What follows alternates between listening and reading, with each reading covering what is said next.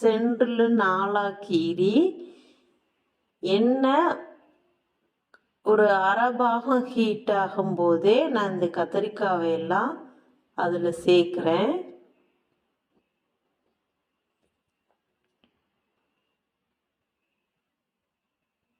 சேர்த்து ஒரு கிண்டி விட்டுக்கோங்க. அதாவது அந்த எண்ணெய் இந்த கத்திரிக்காய் மேலே எல்லா இடத்துலையும் படுற மாதிரி பெரட்டி விட்டுக்கோங்க. எண்ணெய் ஹீட்டாக ஆரம்பித்ததுமே சுற்றி தெறிக்க ஆரம்பிச்சிரும். அதனால் நல்லா ஒரு தடவை கிண்டி விட்டுட்டு மூடி போட்டு வேக வச்சுக்கலாம். நல்லா பெரட்டி விட்டுக்கணும், எல்லா பக்கமுமே எண்ணெய் படுற மாதிரி.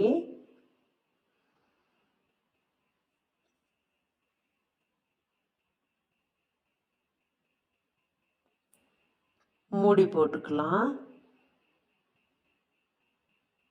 ஒரு 2 நிமிஷம் குக் ஆகட்டும்.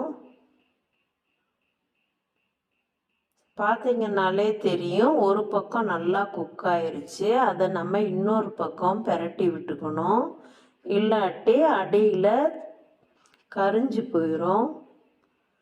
இந்த மாதிரி பெரட்டி விட்டுக்கோங்க. பெரட்டி விட்டுட்டு திரும்பியும் ஒரு தடவை நம்ம மூடி போட்டு ஒரு 2 நிமிஷம் வேக வச்சுக்கலாம். அது வேகிறதுக்குள்ள நம்ம ஒரு மசாலா ரெடி பண்ணணும். அதுக்கு என்னென்ன தேவை அப்படிங்கிறத பார்த்துடலாம். தேங்காய், வெள்ளைப்பூடு, சின்ன வெங்காயம், அது கூட ஒரு அரை ஸ்பூன் மிளகு, 1 ஸ்பூன் ஜீரகம், 1 ஸ்பூன் சோம்பு, இது எல்லாமே எடுத்து வச்சுருக்கேன்.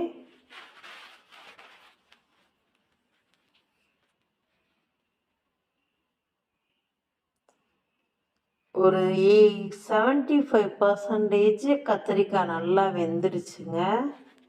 இன்னும் ஒரு 2 நிமிஷத்துக்கு நல்லா பெரட்டி விட்டுக்கோங்க. ஒரு 85% நல்லா இதிலேயே குக் ஆயிரட்டும்.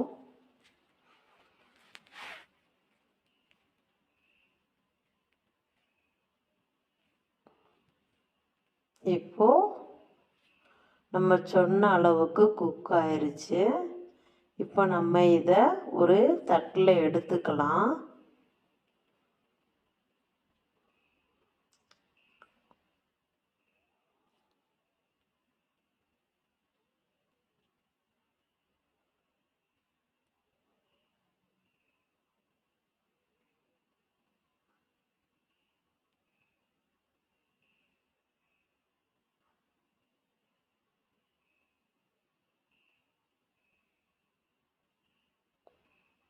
எல்லாத்தையும் எடுத்து வச்சிடலாம். இப்போ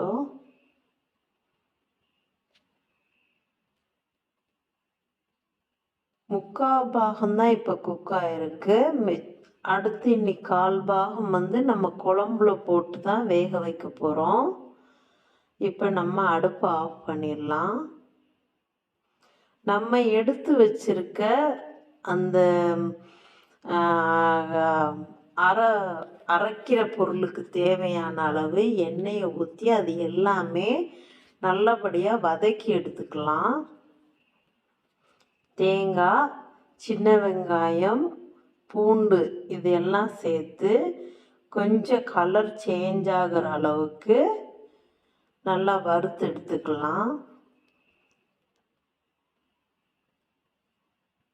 நான் ஸ்டார்டிங்கில் ஃப்ளேமை கொஞ்சம் கூடுதலாக தான் வச்சுருக்கேன். கொஞ்சம் ஆயில் ஹீட் ஆகினதுமே ஃப்ளேமை குறைச்சி வச்சுருங்க.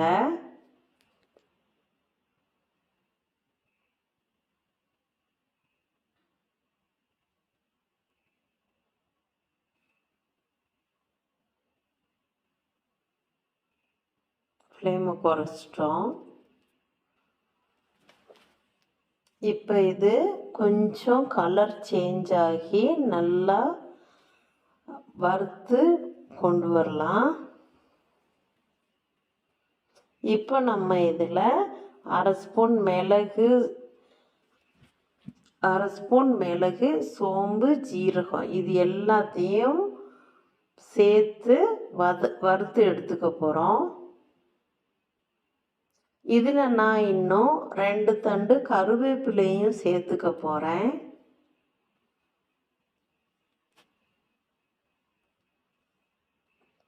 கருவேப்பிலை சேர்த்து நம்ம வறுக்கிறது இன்னும் எவ்வளோ நேரம் வதக்கணும்னு பார்த்தீங்கன்னா, நம்ம சேர்த்த கருவேப்பிலை கழுவி தான் சேர்த்துருக்கோம்.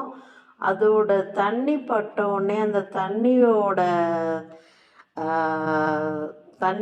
தண்ணி போய் எண்ணெயில் பட்டோடனே அந்த சடச்சடன்னு வெடிக்கிற சவுண்ட் இருக்கும் பார்த்தீங்களா, அந்த சவுண்டு ஃபுல்லாக அடங்குற வரைக்கும் மட்டுமே நம்ம இதை வறுத்தா போதும். அதுக்கப்புறம் இதை நம்ம அடுப்பை ஆஃப் பண்ணிட்டு ஆற வச்சிடலாம். நல்லா ஆறட்டும். ஆறினதுக்கு அப்புறம் தான் நல்லா மையாக அரைச்சி எடுத்துக்க போகிறோம். நம்ம கத்திரிக்காய் பொரிச்ச எண்ணெய் தான், அந்த எண்ணெயை ஹீட் ஆக்கியாச்சு. 1 ஸ்பூன் கடுகு சேர்த்துக்கோங்க, 1/2 ஸ்பூன் வெந்தயம். இது நல்லா பொரிஞ்சு வரட்டும். நான் ஒரு 150 கிராம் சின்ன வெங்காயம், 3 முழு பூண்டு எடுத்திருக்கேன், அதை நல்லா உரித்து வச்சுருக்கேன். சின்ன வெங்காயத்தை ரவுண்டாக கட் பண்ணியிருக்கேன். இதெல்லாம் சேர்த்து நம்ம அந்த எண்ணெயில் நல்லா வதக்கி எடுத்துக்க போகிறோம்.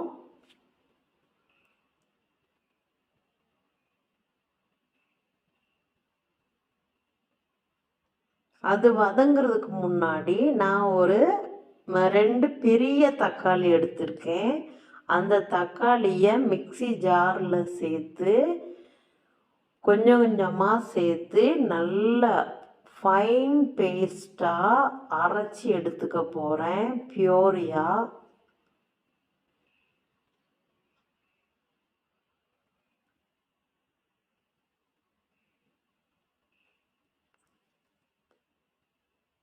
இந்த மாதிரி நல்லா நைஸாக அரைச்சி எடுத்துக்கோங்க. நம்ம சேர்த்த வெங்காயம் பகுதி குக் ஆயிடுச்சு. இப்போ நான் இதில் திரும்பியும் 2 தண்டு கருவேப்பிலை சேர்க்குறேன். ஃபஸ்ட்டு கருவேப்பிலை வறுக்கிற பொருளோடு சேர்த்து அதை வறுத்து வச்சுருக்கோம். இப்போ இதில் நான் வதக்கிற பொருளோடு சேர்த்து வதக்குறேன். நல்லா ஒரு தடவை நல்லா கிண்டி விட்டுக்கோங்க. கிண்டி விட்டு நம்ம சேர்த்துருக்க வெள்ளைப்பூடும் சின்ன வெங்காயமும் நல்லா குக் ஆகட்டும்.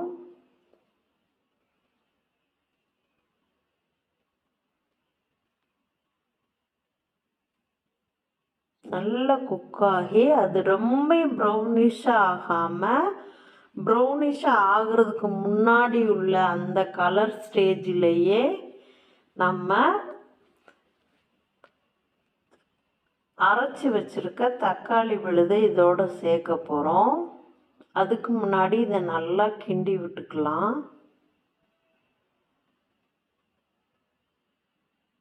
இன்னும் கூடி கொஞ்சம் குக் ஆகணும்.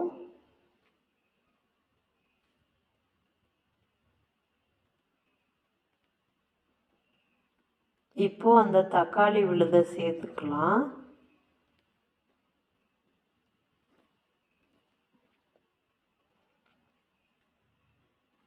சேர்த்து ஆயிலில் நல்லா குக் பண்ணுங்க.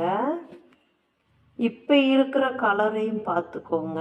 அடுத்து நம்ம நல்லா தக்காளியில் உள்ள தண்ணி எல்லாம் நல்லா எண்ணெயில் நல்லா வற்றி அந்த நம்ம சேர்த்துருக்க எண்ணெய் அதில் பிரிஞ்சு வரும்போது கலர் எவ்வளோ சேஞ்ச் ஆகிருக்குன்னு பாருங்கள். அந்தளவுக்கு நம்ம கலர் சேஞ்ச் பண்ணி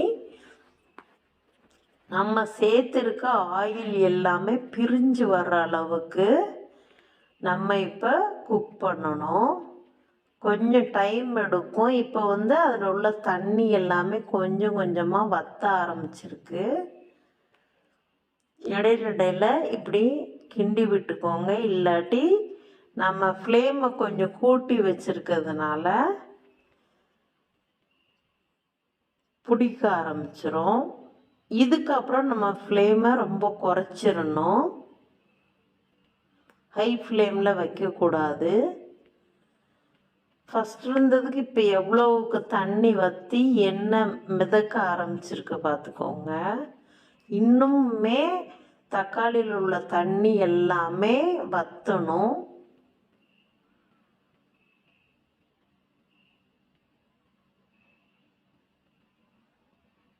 பார்த்தீங்கன்னாலே இப்போ தெரியும்.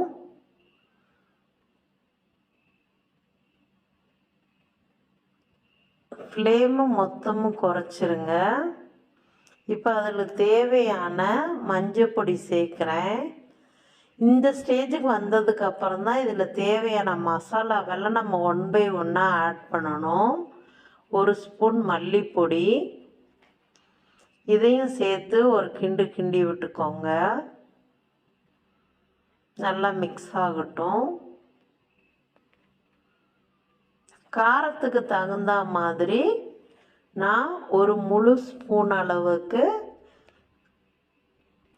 மிளகாய்த்தூள் எடுத்திருக்கேன். அதையுமே நல்லா மிக்ஸ் பண்ணி விட்டுக்கலாம். நான் 2 ஸ்பூன் சாம்பார் பொடி எடுத்திருக்கேன். சாம்பார் பொடி சேர்த்து நல்லா மிக்ஸ் பண்ணி விடுங்க. நம்ம சேர்த்துருக்க மசாலா எல்லாமே அந்த எண்ணெயில் சேர்ந்து நல்லா வதங்கி அந்த நம்ம சேர்த்துருக்க எண்ணெய் பிரிஞ்சு வரணும். அந்த அளவுக்கு நம்ம வதக்கணும்.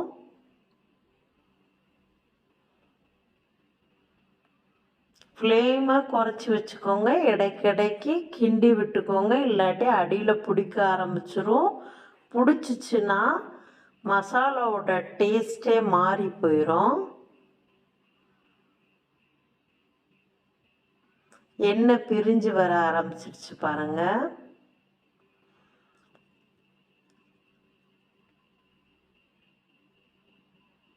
ஒரு தடவை நல்லா கிண்டி விட்டுக்கோங்க.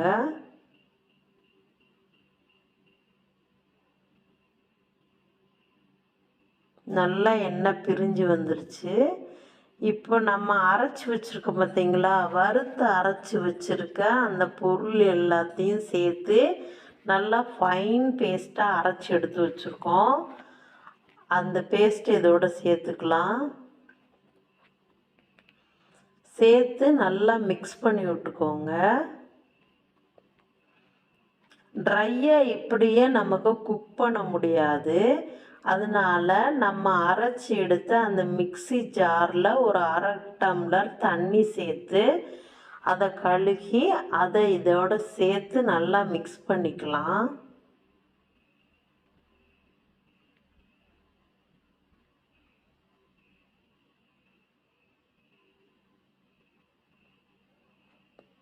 தண்ணியை சேர்த்துக்குவோம்.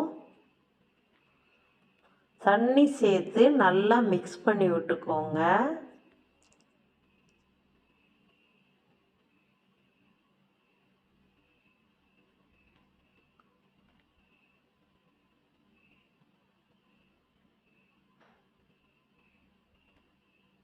ஃப்ளேம் குறைச்சே இருக்கட்டும். நல்லா மிக்ஸ் பண்ணி விட்டு இந்த மசாலா எல்லாமே நல்லா கொதித்து நம்ம சேர்த்துருக்க எண்ணெய் தனியாக பிரிஞ்சு வரணும். இப்போ கொதிக்கும் போதே பார்த்திங்கன்னா தெரியும், எண்ணெய் அப்படியே மேலே வர்றது தெரியுது. எல்லா இடத்துலையும் ஈவனாக கொதிக்க ஆரம்பிச்சிருச்சு. இடையில இந்த மாதிரி கரண்டிட்டு கிண்டி விட்டுக்கோங்க, இல்லாட்டி அடியில் பிடிக்க ஆரம்பிச்சிரும். எண்ணெய் கொஞ்சம் கொஞ்சமாக பிரிஞ்சு வருது.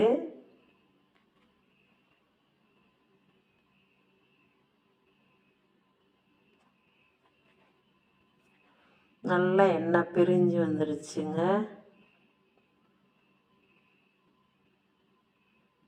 அடியில் பிடிக்காத அளவுக்கு கிண்டி விட்டுக்கோங்க. இன்னும் கொஞ்சம் நேரம் குக் ஆகட்டும்.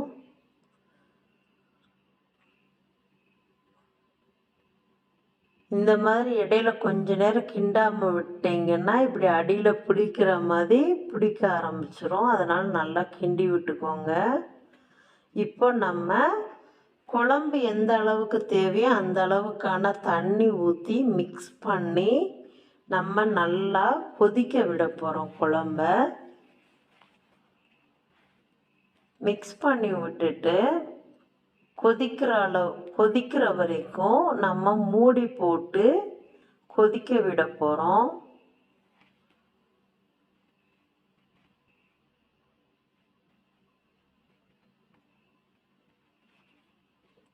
நல்லா குழம்பு கொதிச்சிருச்சு. இனி ஃப்ளேமை குறைச்சிட்டு இனி மூடி போட வேண்டாம். மூடி போடாமையே நம்ம குழம்பு கொதிக்க வச்சு கொஞ்சம் வத்த வைக்கணும்.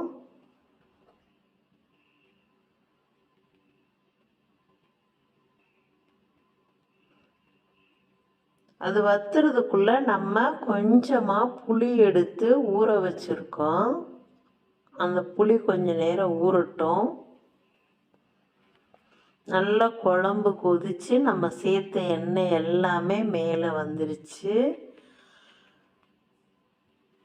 குழம்பு உங்களுக்கு திக்னஸ் எவ்வளோ வேணும் அப்படிங்கிறத நீங்கள் செக் பண்ணிக்கோங்க.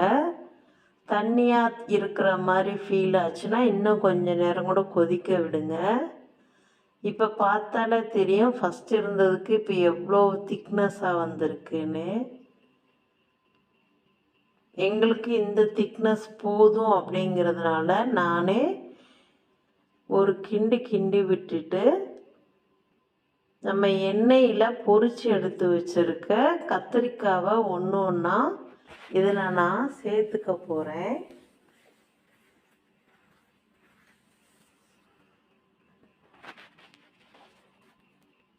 கொதிக்கிறதுக்கு அதுக்கும் தெரிக்கும். நீங்கள் ரொம்ப பக்கத்தில் கையை கொண்டு போயிடாதீங்க. கொஞ்சம் தூரமாகவே இருந்து தெரிக்காத அளவுக்கு கத்திரிக்காயெல்லாம் சேர்த்துக்கோங்க.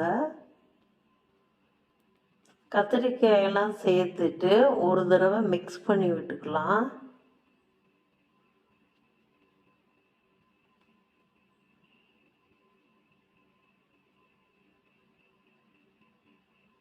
நல்லா மிக்ஸ் பண்ணி விட்டுக்கோங்க.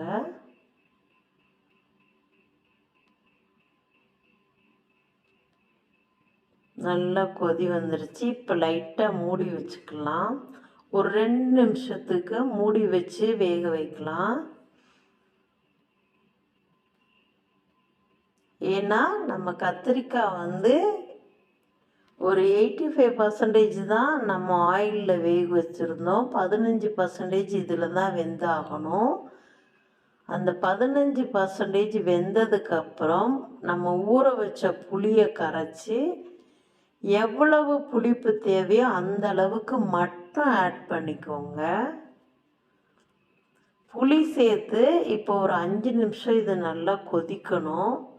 அந்த புளியோட பச்சை மணம் எல்லாமே போகணும். அதுவும் இல்லாமல் நம்ம சேர்த்துருக்க கத்திரிக்காவோட அந்த புளிப்பு நல்லா பிடிக்கணும். நல்லா கிண்டி விட்டாச்சு. புளியோட மனம் போயிருச்சு. கிரேவி செட்டாக ரெடியாக இருக்குது.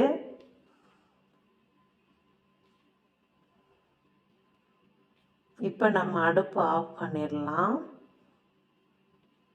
இந்த மாதிரி மெத்தடில் நீங்களும் உங்கள் வீட்டில் எண்ணெய் கத்திரிக்காய் குழம்பு செஞ்சு பாருங்கள். அடுப்பை ஆஃப் பண்ணுறதுக்கு முன்னாடி ஒரு 2 நிமிஷம் நல்லா ஹை ஃப்ளேமில் வச்சு கொதிக்க வைங்க.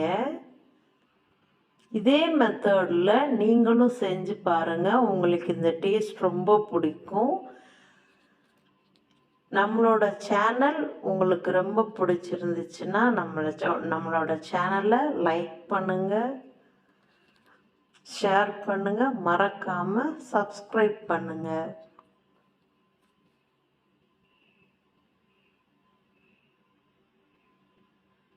Thank you for watching.